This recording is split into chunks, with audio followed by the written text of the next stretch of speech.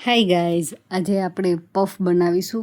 આમ તો આપણે ઘણી બધી પફની રેસીપી તમારી સાથે ટ્રાય કરી છે, પણ આ રેસીપી છે ને એકદમ સિમ્પલ છે, ખૂબ જ સરળતાથી અને એકદમ સરસ આવા લેયર્સવાળા પફ બનાવવા, એ પણ ઓવન વગર અને સાથે જ જે હાનિકારક કેમિકલ આવે છે માર્ગરીન, જેનો બેકરીમાં ઉપયોગ થાય છે, એ બધાના ઉપયોગ વગર આપણે તૈયાર કરીશું. અને તમે જુઓ અંદર સુધી ખૂબ જ સરસ કૂક થઈ ગયેલા પફ બનાવવા માટે સૌથી પહેલાં આપણે એમનો મસાલો તૈયાર કરી લઈએ. તો સિમ્પલ મસાલો આપણે તૈયાર કરીશું. તો એમના માટે 2 ચમચી જેટલા તેલની અંદર જીરું, હિંગ નાખી દઈશું, મીઠા લીમડાના પાન એડ કરી અને એમની અંદર લીલા વટાણા એડ કર્યા છે, આદુ મરચાં એડ કરી દીધા છે. જો આદુ મરચાં લાસ્ટમાં એડ કર્યા, જેથી કરી એ તેલમાં જતાં બળી ન જાય અને એમની સરસ મજાની ફ્લેવર છે એ મસાલાની અંદર આવે. અને સાથે જ મેં એમની અંદર 4 થી 5 નંગ જેટલા બટેટા લીધા છે, નાની સાઇઝના. તમે મોટી સાઇઝના બટેટા હોય તો 1 થી 2 નંગ છે એ લઈ શકો છો. અને બસ એમને હાથથી તોડી અને બધા બટેટા છે એમની અંદર લઈ લેશું અને ત્યારબાદ એમની અંદર મસાલા કરી દઈએ. તો મસાલા પણ એકદમ સિમ્પલ હળદર પાવડર એડ કરીશું. બટેટા બાફતી વખતે મેં નિમક એડ કર્યું હતું, એટલે થોડું નિમક એડ કરીશું. લાલ મરચું પાવડર, સ્વીટનેસ પસંદ હોય તો ખાંડ નાખીશું. આમચૂર પાવડર એડ કરી દઈશું અને ગરમ મસાલો એડ કરી દઈશું. અને બસ હવે મિશ્રણને સારી રીતે હલાવી મિક્સ કરી લેશું અને ઉપરથી થોડીક લીલા ધાણા ભાજી છે એ એડ કરી દઈશું. અને બસ આપણો મસાલો છે એકદમ સારી રીતે મસાલા છે બધા મિક્સ થઈ જાય એટલે આપણો સ્ટફિંગ માટેનો મસાલો છે એ સરસ રેડી થઈ ગયો છે. તો એમને આપણે સાઈડ પર રાખી દઈશું અને ઠંડો થવા દઈશું. હવે આપણે કણક તૈયાર કરીશું. તો કણક તૈયાર કરતી વખતે મેં અત્યારે મેંદાનો ઉપયોગ કર્યો છે. મેંદાના કારણે લેયર્સ છે બધા સરસ છૂટા પડશે. તો 8 નંગ રોટલી થાય ને એટલો આપણે લોટ લેવાનો છે, એટલે એક મોટો કપ જેટલા લોટ છે એ ઇનફ છે. હવે એમની અંદર સ્વાદ અનુસાર નિમક અને 1 મોટી ચમચી જેટલું તેલ લઈ લેશું અને મોણને એકદમ સારી રીતે મિક્સ કરવાનું છે. જો આ પ્રોસેસ છે ને ખાસ યાદ રાખવાની કે લોટ છે ને એમની અંદર કણક છે ને પરફેક્ટ ભળવી જોઈએ, સરસ એવી મિક્સ થવી જોઈએ. અને ત્યારબાદ મીડિયમ સોફ્ટ એવી કણક તૈયાર કરીશું. વધારે પડતી હાર્ડ નથી કરવાની. રોટલી કરતાં પણ આપણે સોફ્ટ એવી કણક છે એ તૈયાર કરી છે. હવે કણકને આપણે ઢાંકી અને રેસ્ટ માટે 10 મિનિટ માટે રાખી દઈશું. અને 10 મિનિટના સમય બાદ આપણે આ કણકને એટલી ટૂંપવાની છે કે એમની અંદર એકદમ સ્ટાર્ચ જેવું ટેક્સચર થઈ જાય, ટૂંકમાં ચિકાસ એકદમ સરસ આવી જાય એ રીતે આપણે એમને સારી રીતે ટૂંપી લેવાની છે. તો મેં 3 થી 4 મિનિટ માટે આ રીતે કન્ટિન્યુ ટૂંપી લીધી એટલે આપણે લોટ છે એકદમ પરફેક્ટ તૈયાર થઈ ચૂક્યો છે. હવે એમાંથી આપણે લુવા તૈયાર કરીશું. તો લુવા તૈયાર કરતી વખતે એક વાત યાદ રાખવાની છે કે લુવા છે ને એક સરખી સાઇઝના થવા જોઈએ, કારણ કે રોટલી છે ને એક સરખી સાઇઝની હશે ને તો જ એમાં જે પડ તૈયાર થશે ને પફની અંદર એ પરફેક્ટ તૈયાર થશે. તો અત્યારે મારી પાસે 8 નંગ જેટલા લુવા છે એ તૈયાર થયા છે. હવે એમને સાઈડ પર રાખી દઈશું. એક બાઉલ લેશું અને એ બાઉલની અંદર આપણે 2 ચમચી ભરી અને મેંદો લીધો છે અને 2 ચમચી એમની અંદર તેલ એડ કરી દઈશું. જો ખાવાનું કોઈ પણ તેલ છે તમે લઈ શકો છો. અને તેલની માત્રા મને થોડીક આ રીતે મિક્સ કરતાં ઓછી લાગી તો મેં 1/2 ચમચી જેટલું તેલ છે એ વધારે એમની અંદર મિક્સ કરી લીધું, કારણ કે મિશ્રણ છે ઘટ લાગે છે. આટલું ઘટ ન જોઈએ, એકદમ આસાનીથી ચમચીમાંથી પડી જાય ને એ રીતનું આપણું મિશ્રણ છે એ તૈયાર થવું જોઈએ. તો બસ એકદમ સારી રીતે હલાવી ગાંઠા વગરનું મિશ્રણ છે એ તૈયાર કરી લઈશું અને આ રીતે ચેક કરી લઈએ તો ચમચીમાંથી એકદમ આસાનીથી પડી જાય, મતલબ કે એકદમ પરફેક્ટ છે. હવે એમને સાઈડ પર રાખી દઈશું અને આપણે જે લુવા તૈયાર કર્યા હતા ને એમની રોટલીઓ વણવાની છે. તો રોટલી છે ને શક્ય એટલી પાતળી વણીશું. તો આપણે અટામણની જરૂરિયાત રહીએ તો ચોક્કસથી તમે અટામણનો ઉપયોગ છે એ બિલકુલ કરી શકો છો. પણ એક યાદ રાખવાનું કે રોટલીની અંદર શક્ય હોય ને એટલી ક્રીઝ છે ને એ ઓછી પડવી જોઈએ. ઘણી વખત રોટલી છે એ થોડીક ચોટી જતી હોય અને એમાંથી એકબીજાની સાથે ચોટી જાય તો આ રીતની ઘડીઓ છે એ પડી જતી હોય છે. તો થોડીક કાળજી રાખીશું અને રોટલીને આપણે શક્ય એટલી ઉપાડીને આ રીતે વણીશું અને જોવાનું કે એકદમ પરફેક્ટ આછી થઈ ચૂકી છે ત્યાં સુધી આપણે એમને વણવાની છે. એ જો પાટલીનો ભાગ છે દેખાવા લાગે, આંગળીઓના નિશાન છે દેખાવા લાગે એટલી રોટલી છે એ પાતળી થવી જોઈએ. તો આ રીતે આપણે બધી જ રોટલીઓ છે એટલે કે 8 નંગ છે એ રોટલીઓ વણી લેશું. જો જેમ રોટલી વધારે હશે ને એમ લેયર, ટૂંકમાં 8 રોટલી છે ને એ પરફેક્ટ છે. એથી વધારે હશે ને તો અંદરથી પફ કાચા રહેશે, એટલે વધીને આપણે 8 રોટલીનું લેયર છે કરી શકાય. બધી રોટલીઓ છે વણાઈ ગઈ છે. હવે આપણે પ્લેટફોર્મ પર સીધું જ એક રોટલી છે રાખી દીધી છે. ટૂંકમાં જગ્યા થોડીક વધારે જોઈએ એટલે આ રીતે આપણે કરીશું. અને જે આપણે તેલ અને લોટવાળી મિશ્રણ છે રેડી રાખ્યું હતું એ આપણે રોટલીઓના ઉપર સારી રીતે સ્પ્રેડ કરવાનું છે. એક યાદ રાખવાનું છે કે ક્યાંય પણ ભાગ છે ને જરા પણ કોરો ન રહે, તેલ અને લોટવાળો થવો બિલકુલ જરૂરી છે. આ રીતે જો એ ક્યાંય ભાગ છે એ છૂટી જશે, તેલ અને લોટ વગરનો રહી જશે, તો ત્યાંથી પડ છે ખુલશે નહીં. એટલે થોડીક કાળજી રાખી આ કામ કરવાનું છે. એટલે આપણી પાસે રહેલી બધી જ રોટલીઓ છે આ રીતે આપણે એકબીજાની ઉપર રાખતા જશું. સારી રીતે ખેંચી એકસરખી સાઇઝની કરી લેશું. થોડીક પણ નાની મોટી રોટલીઓ થઈ હોય ને તો કશો વાંધો નહીં, આપણે ખેંચી અને એ રીતે કરી લેવાનું છે. તો આ જ રીતે હું બધી જ રોટલીઓ કરી લઈશ. અને જ્યારે રોટલી વણતી હતી ને ત્યારે રોટલી વણતી વખતે જો આ કોરો લોટ દેખાય છે ને એ થોડું સ્પ્રિંકલ કર્યો હતો, જેથી કરી રોટલી છે એકબીજાની સાથે ચોટે નહીં. તો આવી નાની નાની બાબતો ધ્યાનમાં રાખશું ને એટલે આપણા પફ છે ને એકદમ પરફેક્ટ તૈયાર થશે. તો આ રીતે હું બધી જ રોટલીઓની ઉપર આપણે તૈયાર કરેલી જે તેલ અને લોટવાળી સ્લરી છે એ સરસ એવી એમની ઉપર સ્પ્રિંકલ કરી દઈશ.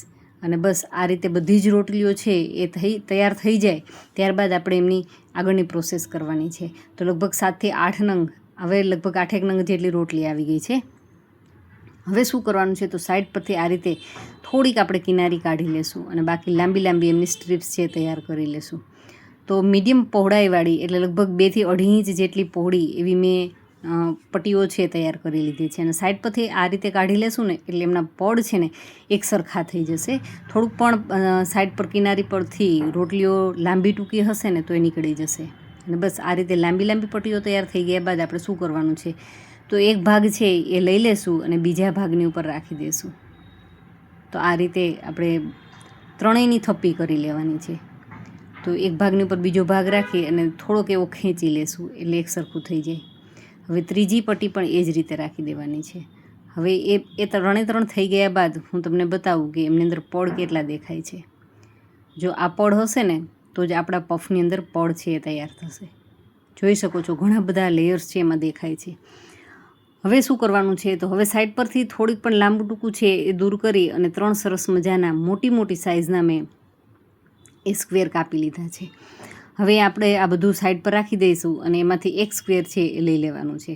અને સાથે સાથે આપણે પાટલીનો ઉપયોગ કર્યો છે અને અટામણની સાથે આપણે એમને બિલકુલ હળવા હાથથી વણવાની છે. જો આ અત્યાર સુધી પ્રોસેસ બરાબર કરી હશે, પણ જો અત્યારે વણતી વખતે વધારે પડતું વેલણ તમે પ્રેસ કરી દેશો તો શું થશે કે એકબીજાની સાથે બધી રોટલીઓના પડ છે એ જે આપણે છૂટા રાખ્યા હતા ને એ ચોંટી જશે. એટલે એ ન થાય ને એમના માટે થઈ એકદમ હળવા હાથથી આ કામ છે એ કરવાનું છે. તો બધી જ રોટલીઓ છે આ રીતે વણી લેશું આપણે અને આ રીતે એમના સ્ક્વેર છે શેપ છે એ આપી દેશું. અને તમારે એકદમ મોટી સાઇઝના પફ છે આમાંથી તૈયાર થશે. જે બજારમાં મળે છે એમના કરતાં પણ કદાચ મોટી સાઇઝના આપણા પફ છે એ તૈયાર થશે.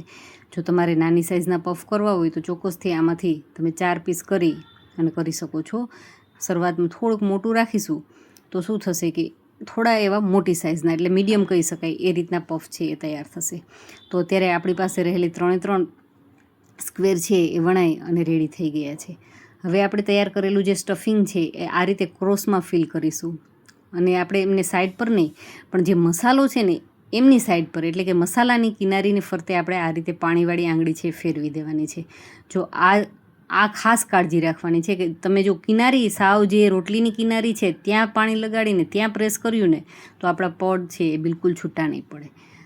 હું કઈ રીતે કરું છું તમે જોઈ શકો છો કે કિનારીઓ દબાવતી નથી, વચ્ચેના ભાગે જ્યાં મસાલો છે ત્યાં જ આપણે મસાલાને આંગળીની મદદથી અંદર સુધી પ્રેસ કરતા જશું અને અંગૂઠા અને આંગળીની મદદથી આપણે બંને રોટલીના પડને એકદમ સારી રીતે સીલ કરી દઈશું.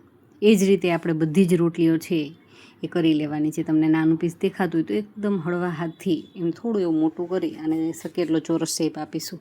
તમારે આ રીતે ટ્રાયેંગલ ન કરવા હોય, તમારાથી ટ્રાયેંગલ ન થતા હોય તો તમે ચોક્કસથી એમને સીધો જ મસાલો રાખીશું. જે રીતે આપણે ક્રોસમાં રાખીએ એને બદલે સીધો રાખીશું એટલે બજારમાં એ રીતના પફ પણ મળે છે, તમે જોયા હશે. તો બસ આ રીતે આપણે બધા જ પફની અંદર મસાલો છે એ ફિલ કરી દેવાનો છે. થોડો સમય લેશે કામ કરવામાં, પણ તમે એકવાર ટ્રાય કરશો અને તમારાથી સારા પફ બનશે ને તો ખરેખર બીજી વખત પણ ટ્રાય કરવાની ઈચ્છા થશે. હું તો કહીશ કદાચ પહેલી વખતમાં પરફેક્ટ ન થાય તો કશો વાંધો નહીં, ટ્રાય કરતા રહેવાનું તો જ આપણું કામ છે એ પરફેક્ટ થશે. તો બસ આ રીતે બધા જ પફ રેડી થઈ ગયા છે. સાઈડ પરથી જે કાઢેલું છે ને એમને પણ આપણે ફ્રાય કરીએ, એ પણ ખૂબ જ સરસ ખસ્તા તૈયાર થશે. તો આપણે થોડુંક પોષણ નાખી જોઈ લઈએ. બિલકુલ હળવું એવું તેલ છે ગરમ થયું છે. તો આપણે તેલને વધારે ઉકાળવાનું નથી. જો એ રીતે કરીશું ને તો શું થશે કે એમના પડ છે છૂટા નહીં પડે, ઉપરથી પફ છે એ ગોલ્ડન થઈ જશે, વધારે ડાર્ક પણ થઈ જશે પણ અંદર એ બિલકુલ કાચો રહેશે.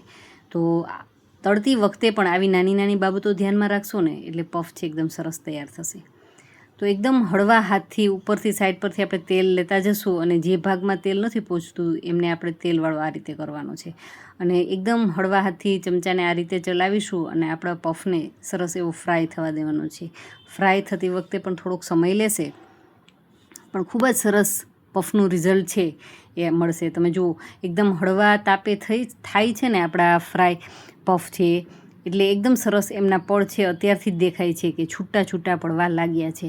જેટલા પફ છે એમના પડ છે એ છૂટા પડશે ને એટલું ઝડપથી અંદર સુધી ખૂબ જ સરસ ફ્રાય થઈ અને કૂક થશે. તમે જોઈ શકો છો કે ઘણું એમના પડ છે આપણે જેટલા કરેલા છે ને બધા જ પડ છે એકદમ આસાનીથી છૂટા થઈ ગયા છે.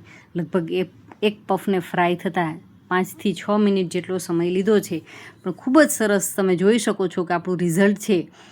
આ રીતના પફ બનાવીને રિઝલ્ટ તમે જોશો ને તમારા હાથથી બનાવેલા તો તમને વારે વારે આ પફ બનાવવાની ઈચ્છા થશે અને ખુશી પણ થશે કે કંઈક આપણે ટ્રાય કર્યું, બિલકુલ બજાર જેવું રિઝલ્ટ મળ્યું છે ને એકદમ બજાર જેવા જે બજારમાં મળે છે એ પફની અંદર મેં તમને કીધું એ મુજબ કે માર્ગરીનનો જે ખોટું બટર કહેવામાં આવે છે એનો ઉપયોગ થાય છે. એ થોડુંક હેલ્થ માટે હાનિકારક છે એટલે એને એવોઇડ કરતાં આ રીતે ફ્રાય કરીએ અને ઓવનની અંદર મેં આ રીતના પફ છે વણી અને ટ્રાય નથી કરીએ. હું એકવાર કરીશ ટ્રાય.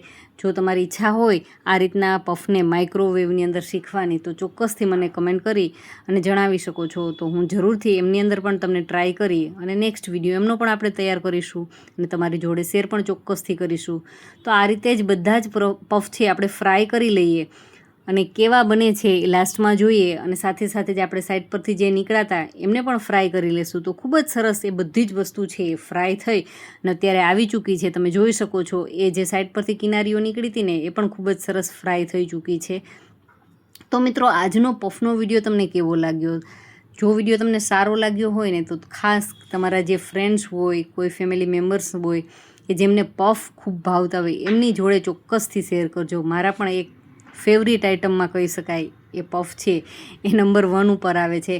તો મિત્રો આજનો વિડીયો સારો લાગ્યો હોય તો વિડીયોને લાઇક કરી, ચેનલને હજુ સુધી સબસ્ક્રાઈબ કરવાની બાકી હોય તો ચેનલને ચોક્કસથી સબસ્ક્રાઈબ કરી લેજો અને ખાસ કે નીચે આવતા બેલ આઇકનમાં જરૂરથી પ્રેસ કરજો જેથી કરી અને મારા જે ડેઇલી વિડીયો અપલોડ થાય છે ને એમની નોટિફિકેશન તમારા સુધી સૌથી પહેલાં પહોંચતી રહે અને તમે સૌથી પહેલાં મારા વિડીયોને વોચ પણ કરી શકો. તો આપણા બધા જ પફ છે એ ફ્રાય થઈ અને ગરમા ગરમ આવી ચૂક્યા છે.